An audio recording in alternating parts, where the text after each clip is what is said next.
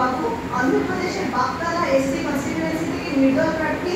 এনার স্থাবর অস্থাবর সম্পদ মাত্র 7 টাকা, মাত্র 7 টাকা। তারপরে রয়েছে সন্তোষ সুবালে মহারাষ্ট্র থেকে, ইনি মাখাল কনস্টিটিউয়েন্সি থেকে হিংসা দলের হয়ে লড়ছেন, 83 টাকা মোট সম্পদ। আর 3 নম্বর স্থানে রয়েছেন ভোর বিকাশ রবিদাস, মহারাষ্ট্রের শিরুর কনস্টিটিউয়েন্সি থেকে নির্দল প্রার্থী। এনার সামগ্রিকভাবে মোট সম্পদ 90 টাকা। এনারা শেষ দুজন সন্তোষ সুবালে এবং ভোর বিকাশ রবিদাস, এনারা প্যানের তথ্য দিয়েছেন।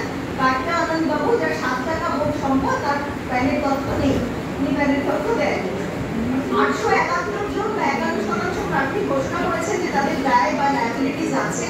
এদের মধ্যে প্রথম 3 জন যাদের সবচেয়ে বেশি দায় বা ধার দেনা রয়েছে।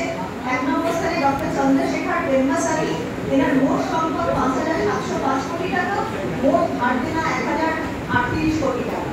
প্রভাকর রেড্ডি দ্বিতীয় স্থানে, মোট সম্পদ 716 কোটি টাকা, ধার দেনা 197 কোটি টাকা, এর মধ্যে 2 কোটি টাকা ডিসপিউটেড। ওয়াইএস শর্মিলা রেড্ডি অন্ধ্রপ্রদেশের কাটাপ্পা লোকসভা কেন্দ্র থেকে জাতীয় কংগ্রেস প্রার্থী। এনার মোট সম্পদ 181 কোটি টাকা এবং ধার দেনা 118 কোটি টাকা। এরা সবাই প্যানের তথ্য দিয়েছে। 44 জন এমন প্রার্থীও রয়েছেন যারা প্যানের তথ্য দেননি। যে 3 জন প্রার্থী সবচেয়ে বেশি উপার্জন করেন, তাদের আয়কর রিটার্নে বলেছেন, সেই 3 জনের নাম করে দিচ্ছি।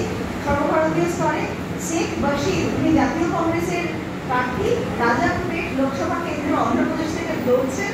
এনার মোট আয় 30 কোটি টাকা, তার মধ্যে নিজের আয় 28 কোটি টাকা, মূলত ব্যবসা থেকে আয়। দ্বিতীয় স্থানে আছেন কোন্ডা বিশ্বেশ্বর রেড্ডি, উনি বিজেপি প্রার্থী, চেগাল্লা থেকে লড়ছেন, তেলেঙ্গানা রাজ্য।